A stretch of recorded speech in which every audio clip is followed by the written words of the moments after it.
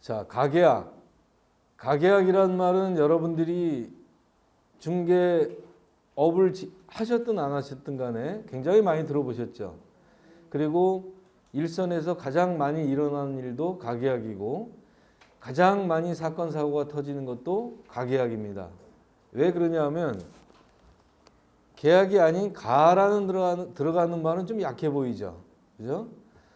그 계약이 아닌 가를 들어가 버리니까 완벽한 계약서를 작성한 것도 아니고 임시 부분으로 이렇게 작성한 부분이기 때문에 이 돈을 돌려달라 아니면 배액배상을 해달라 뭐 이렇게 해서 못 준다 준다 뭐 이렇게 하면서 굉장히 많은 사건 사고가 벌어지는 게 가계약입니다. 가계약이 어떤 문제가 벌어지는 순간 누가 잘못을 했느냐 따지기 전에 가계약에 어떤 문제가 생기면은 그거는 여러분들이 중개사가 잘못한 겁니다. 가계약은. 왜?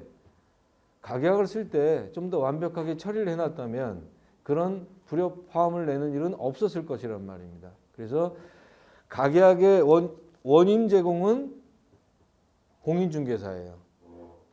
그래서 문제가 터지면 공인중개사가 잘못된 것이라고 생각을 하시면 되겠습니다. 그래서 오늘 배우시는 내용대로 앞으로 공인중개사 사무실에 출근을 하든 아니면 창업을 하든지 간에 가장 많이 형성되는 부분이 가계약이라는 사실 명심하시고요. 일단 우리가 계약이라는 부분을 한번 생각을 해봅시다. 계약이라는 것은 어떤 확정된 어떤 특정한 물건에 대해서 중요한 사항을 갖다가 청약과 승낙이 합치가 된 것이 계약이죠. 그렇죠? 그러면 중요 사항에 대해서 청약과 승낙을 합치되지 않았다면은 계약이라는 말이 들어갈 수가 없다는 얘기죠. 그죠? 그럼 여기에 가짜라는 말만 살짝 붙은 거예요. 이게. 이 가라는 말은 그러면 얘가 임시계약이 될 수도 있고요. 가계약은 또 가짜 계약도 될 수 있겠네요. 이 가라는 말이 붙었다는 것은 그러면 이 가계약이라는 것이 임시계약으로서 효력이 발생될 수 있느냐 아니면 완벽한 가짜냐 이것을 판명하는 조건은 요인은 청약과 승낙을 할 때 그 물건에 대한 중요사항이 언급되고 그죠? 확정적인 것이 언급이 됐다라면은 그때는 비로소 임시계약이 되는 것이죠. 그러나 그냥 말로만 어쩌고저쩌고 하고 송금시키고 가계약했어라고 이렇게 했을 경우에는 그거야말로 계약이라는 것이 이루어진 게 아니에요. 그죠? 계약이라는 건 아까 의사합치라 그랬잖아요. 의사합치가 이루어진 것이 아니란 말이에요. 그러니까 그런 경우 같은 경우는 가짜 계약이니까 돈을 돌려받을 수 있다는 얘기고 중요사항이 특정되고 확정되었다라면은 내가 준 돈을 다시 돌려받을 수 없다는 얘기죠. 그거는. 그죠? 진짜 이건 계약과 준하는 것이니까. 우리가 계약금의 그 어저께 종류를 얘기했을 때 증약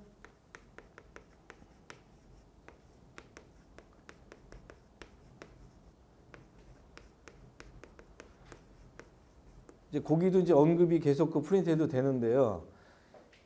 우리가 계약금의 위치라는 말은 이 계약을 입증할 수 있던 금원이죠. 증약이라는 것은.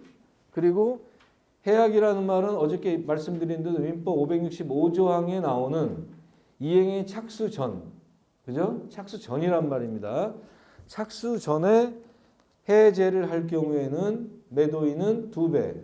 그 다음에 매수인은 계약금 포기라는 걸로 계약을 해제할 수 있다라는 말이 그 말 뜻이 무슨 조항이라 그랬어요? 해약금 조항이라 그랬어요. 위약금 조항이 아니에요.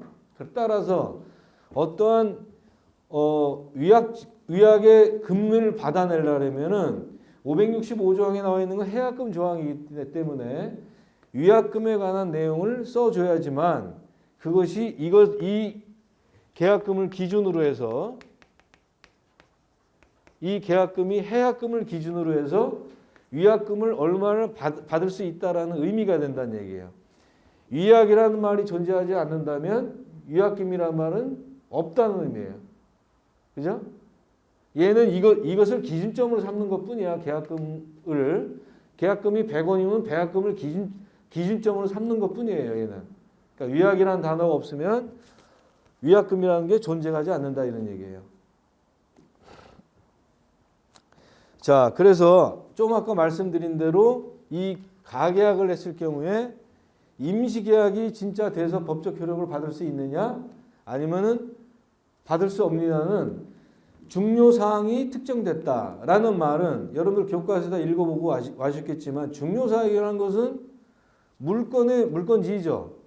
그 다음에 계약금을 얼마 걸 것이며 중도금이 있으면 중도금이 언제 본계약 예정일은 뭐 3일 후에 이렇게 쓰고 매도인 매수인의 인적사항 간단히 쓰고 그 다음에 가계약금을 보낸 계좌번호 쓰고 근데 중개사 딱 들어가고 그러면은 웬만한 중요사항은 다 들어간 내용이죠. 그렇죠? 그렇게 했을 경우에 내가 계약금을 A라는 사람이 그 가계약금을 주인한테 보냈을 경우에 그 가계약금은 임시계약과 똑같기 때문에 돌려받을 수 있다 없다? 없다는 얘기예요. 이거는. 예? 해약금 조항에 의해서. 아시겠죠? 그러나 그런 중요사항이 언급되지 않았다면 이거는 말자 그대로 가짜 계약이기 때문에 내가 준 계약금은 돌려받을 수 있다는 의미가 되는 거예요. 이해가 되셨나요? 그래서 가계약이 진짜 계약이 되느냐 아니면 가짜 계약이 되느냐는 중요사항의 언급 유무에 따라서 달려 있다라고 생각하시면 되겠어요. 자, 책에 나온 대로 그런 식으로 가계약서 폼이 있죠. 그런 폼대로만 해주시면 그게 진짜 계약서가 될 수 있다는 의미가 되는 거예요. 자, 그러면 가계약이 발생하는 원인이 뭘까요?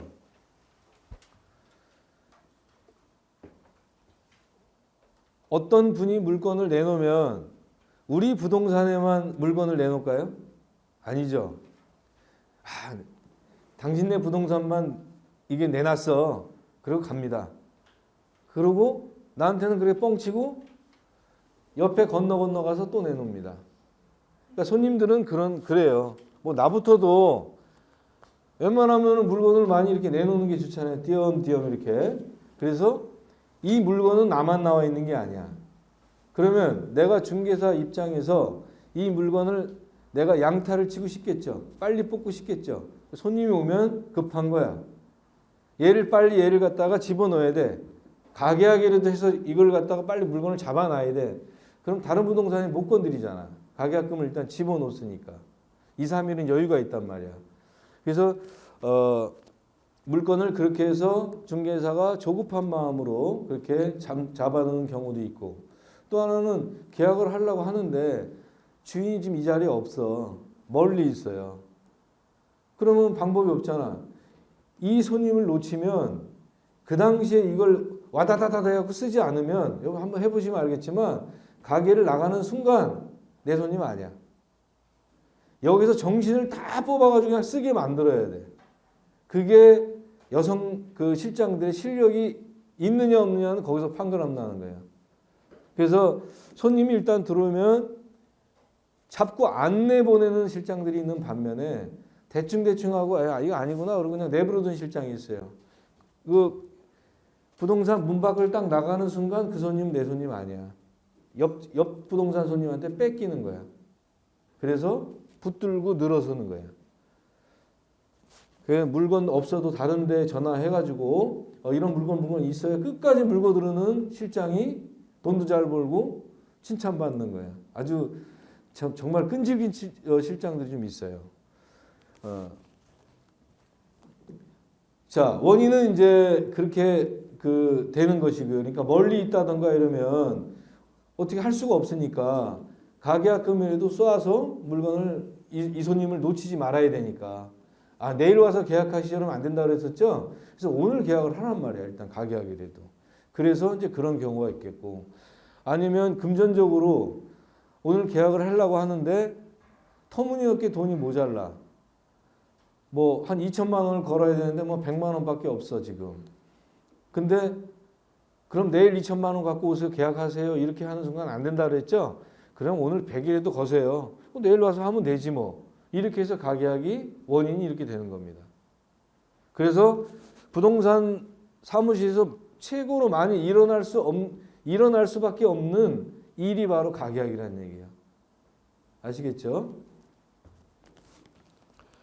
그 다음에 원인은 말씀드렸고 조건은 가계약을 할 수 있는 조건은 계속 누누이 말씀드렸지만 중요사항이 언급되어 그런 어떤 사실이 있다 하면 얘는 가계약이 계약과 똑같은 효력을 가질 수 있다는 얘기입니다. 조건은. 여러분들 교과서에 이렇게 보면은 세롬이 가계약 뭐 이렇게 쭉쭉 나와 있죠. 세롬이가 뭐 100만 원을 했는데 뭐 어쩌고 나와 있죠. 그러면 입장이 다 틀립니다. 입장이. 임대인 입장에서는 내가 왜 돈을 돌려주냐. 네가 잘못해놓고 이럴 거고 임차인 입장에서는 세롬이 입장에서는 돌려주세요. 제발 이렇게 할 거 아닙니까. 중개사 입장에서는 아우 진짜 미치겠네 뭐 이렇게 할 수밖에 없잖아요. 그죠? 서로의 입장이 틀릴 수밖에 없다는 거예요. 자, 그러면 맨 처음에 제가 서두에 말씀드린 대로 이러한 가계약에 대해서 문제성이 발생됐다 그러면은 누구 잘못? 중개사 잘못이라는 얘기예요. 예? 자, 말씀드린 대로 이 조건에 대해서 명확하게 구분을 해서 목적물에 대해서 중요사항이 특정되고 확정되게끔 써놨더라면 또는 녹취를 해놨더라면 이렇게 해놨더라면 이 사람들이 멍멍소리 할 때 이 부분을 들이밀면은 계약금 달라는 소리도 못 한다는 얘기죠. 그죠? 특정이 되었기, 확정이 되었기 때문에. 그러나 두리뭉술 했을 경우에는 받을 수 있다는 얘기가 되겠어요. 그러니까 중개사가 가계약을 작성할 때도 급한 마음으로 대충 하시지 마시고 계약서를 쓰는 것과 마찬가지로 성심성의껏 중요사항을 언급해서 쓰시길 바랍니다. 제가 지금 만들어내는 그 폼은 뭐 제 폼이니까 여러분들이 따로 거기다가 뭐 다시 또 추가할 수 있는 부분이 있으면 추가하시면 되겠어요. 그렇게 해서 이제 쓰시면 되겠고요. 그러면 결론은 뭡니까? 간단히 얘기해서 결론은 가계에 대한 결론은 중요사항이 언급되어 있으면은 계약금을 돌려줄 필요가 있다 없다? 없다는 얘기죠. 그죠? 이 사람이 임차인이 해제를 요구한다 치라도 이 계약금을 돌려줄 필요가 없다는 뜻이고 중요사항이 언급되지 않은 상태에서는 계약금을 돌려주세요 하면은 돌려줘야 된다는 의미가 되는 거예요. 결론은. 그것은 누가 기술하기 나름이다? 중개사가 기술하기 나름이다. 아시겠죠? 자, 그 13페이지 보시면 그 가계약서 폼이 나와 있죠. 거기 보면 부동산의 표시가 나와 있고 계약 조건은 전세이며 계약 금액까지 나와 있고 본계약 예정일까지 나와 있고 그 다음에 임대인 계좌번호와 송금한 내역까지 나와 있습니다. 그 다음에 매도인 인적사항과 매수인 인적사항 이런 것들이 나와 있고 중개업자 인적사항도 나와 있습니다. 그리고 밑에 100만 원을 송금하고 이 계약을 위반 시는 계약금의 배액을 배상하고 계약금을 포기하고 본계약을 해지한다. 이것은 무슨 조항? 민법 565조항의 해약금 조항이라고 말씀드렸죠. 그렇죠? 자, 그 다음에 이렇게 쓰고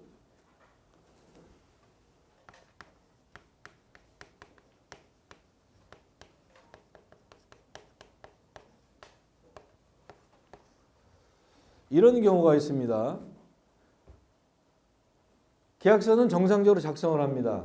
정상적으로 뭐 5억짜리 같으면 계약금이 5천이죠. 그죠?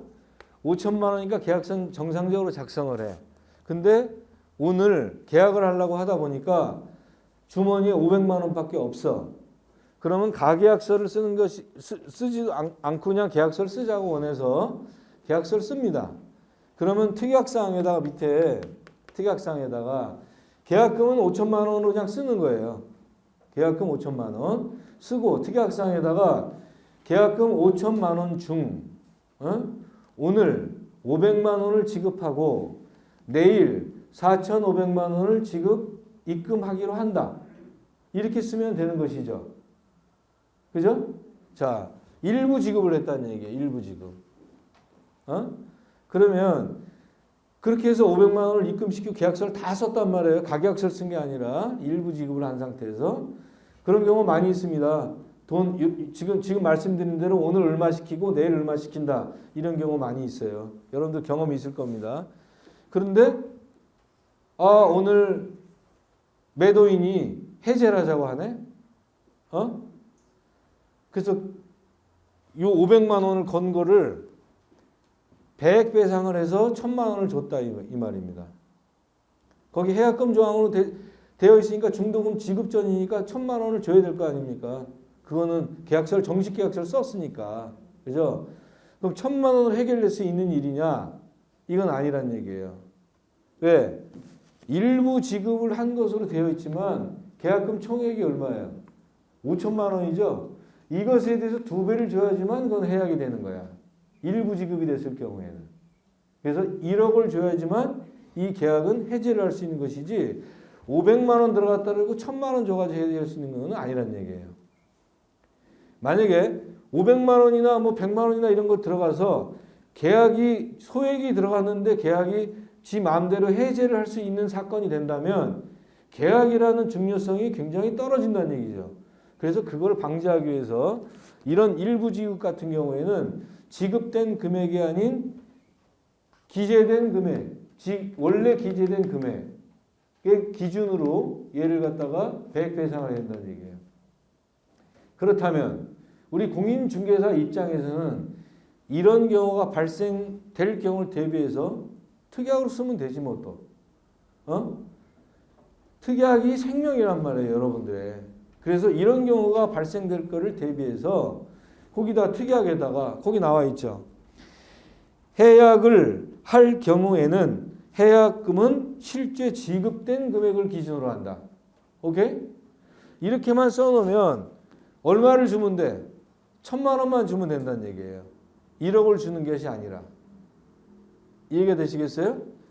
그러니까 여기에 지금 특약에 나와 있는 여러분들이 만들어낸 특약이 여러분들의 생명줄을 왔다리 갔다리 할 수 있다는 얘기예요. 만약에 이런 특약이 없다면은 매도인이 해제를 할 경우는 1억을 고스란히 물어줘야 되는데 이런 문구 하나 딱 들어감으로써 1억이 아니라 1,000만 원으로 해결할 수 있다는 얘기예요. 진짜 사정이 있어서 못 팔 수도 있잖아요. 그죠? 이해가 되셨나요? 그렇게 하시면 되겠고. 또 하나는 그 밑에 보면은 요거 같은 경우는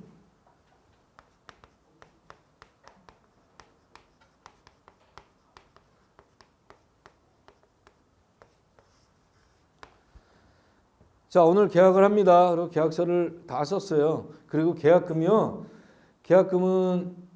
조금 이따 집에 가서 제가 송금을 해드릴게요.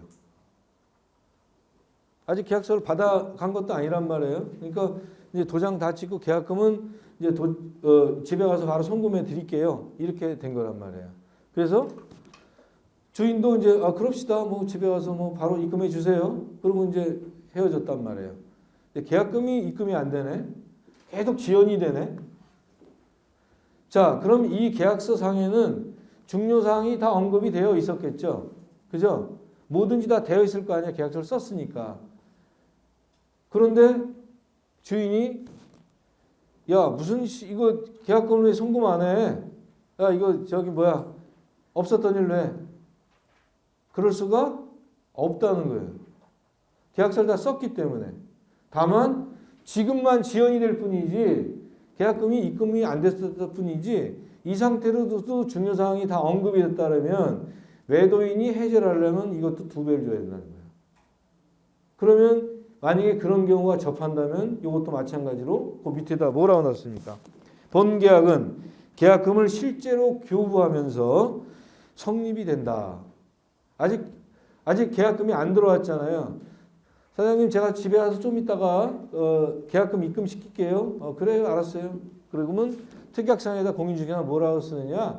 이렇게 쓰면 된다는 얘기예요. 실제로 계약금이 교부하면서 이 계약의 효력은 발생한다. 그러면은 이런 지연이 되고 뭐 어쩌고저쩌고 하더라도 될 수가 있다는 거예요. 워낙 사기꾼들이 많아서 여러분들이 방어를 해야 되기 때문에 특약은 여러분들이 방어로 만들어 놓는 것이에요. 그래서 있을 수 있는, 자주는 아니지만 가끔 있을 수 있는 일이기 때문에 이 내용을 집어넣고요. 그 다음에 환불을 명기한다.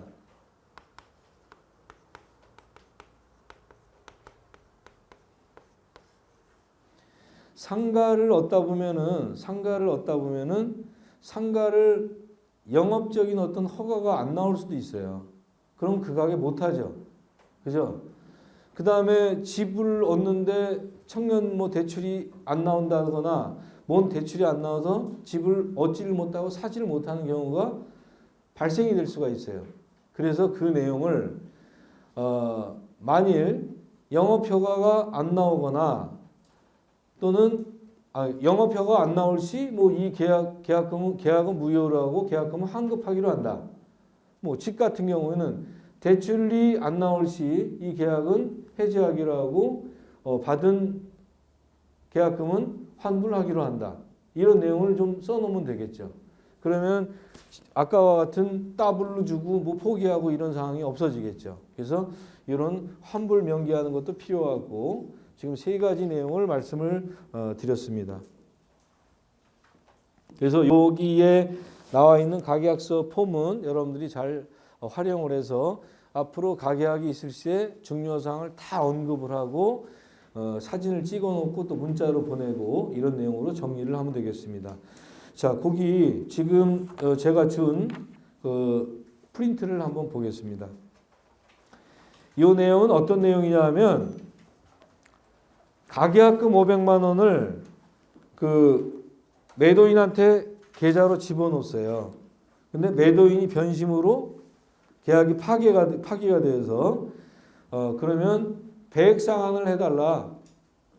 이렇게 지금 된 겁니다. 가계약서를 썼는데 자 거기 한번 밑에 보시면 정말 자세히도 다 해놨죠. 이 중개사 일 잘한 거죠.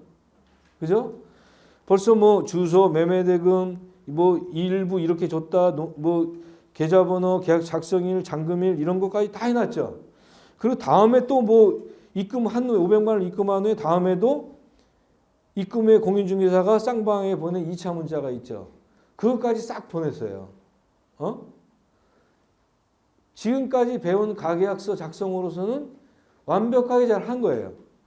자, 그래서 맨 밑에 보니까 재판 진행 결과, 1심 재판 매수인 승소. 그러니까 더블로 지급해줘라 이런 말이에요. 그죠? 그래서 다음 장 넘겨보니까 2심 재판 매수인 패소. 이게 지난 9월 달에 나온 판례입니다. 그러니까 더블로 안 줘도 된다 이런 말이에요. 자, 왜 그랬을까? 이렇게 보니까 너무나도 지금 여러분들이 제가 설명한 이런 부분들을 완벽하게 다 해놔가지고 했는데 더블로 못 준대. 1심엔 이겼는데 2심엔 패소가 돼서 1심은 없는 걸로 한다 이렇게 된 거예요. 그러면 여기 보니까 저 2번에 보면 한편 보이죠?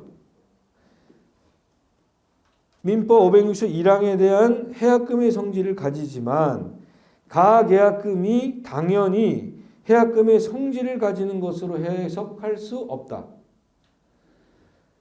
계약서에 나와 있는 내용은 아까 말씀드린 이 해약금 조항은 계약서에 나와 있는 해약금 조항이지 가계약서에 나온 조항은 아니다. 그러니까 이 해약금 조항에 맞출 수 있는 것은 그렇게 볼 수가 없다 이렇게 나온 거예요.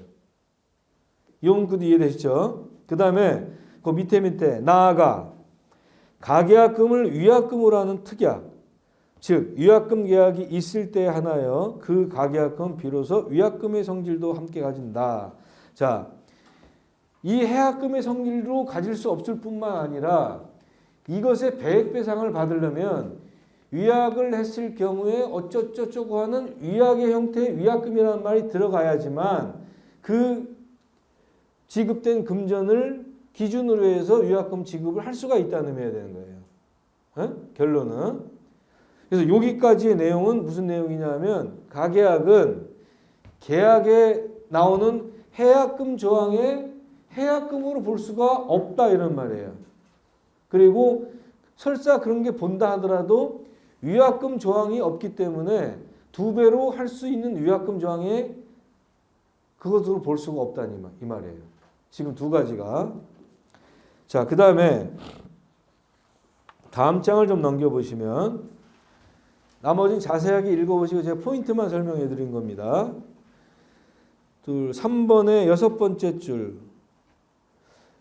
위 사실만으로는 당사자 사이에 별도의 위약금 약정이 체결되어 있음을 인정할 증거가 없다. 아까 맨 앞장에 보면 위약금의 약정이 뭐 이렇게 쓴 내용이 없어요. 그죠? 당연히 가계약금 위약금 약정이 없었을 거야. 그러니까 위약금 약정에 대한 게 없기 때문에 위약금 약정이 되어 있다고 볼 수가 없다. 증거가 없다. 그다음엔 가계약금은 해약금을 넘어 위약금의 성질까지 가진다고 볼 수가 없다. 아무것도 아니다 이 말입니다. 그 다음에 나번에 쌍방 간의 가계약을 위반하거나 본 계약을 체결을 거부할 경우에 가계약금을 위약금으로 지급한다는 내용이 없다. 똑같은 말이죠. 그죠? 그 다음에 해약금 약정은 채무 불이행 시에 계약금 상당액을 손해배상으로 예정하는 약정과는 다르다. 해약금 약정과 위약금 약정은 당연히 다르다는 얘기예요. 그죠? 자, 그래서 다번에 별도로 위약금 약정을 하였다거나 해약금 약정을 위약금 약정으로 간주하기로 합의하였다고 인정할 만한 특별한 사정이 없다. 똑같은 말이에요. 그렇기 때문에 이유 없이 기각하여야 한다. 그래서 기각을 해서 원고 패소를 갖고 온 겁니다. 자, 그럼 우리는 어떻게 해야 돼? 뒷부분에 이제 자세하게 제가 만들어 놨습니다. 재판 요지 및 대책을 보시면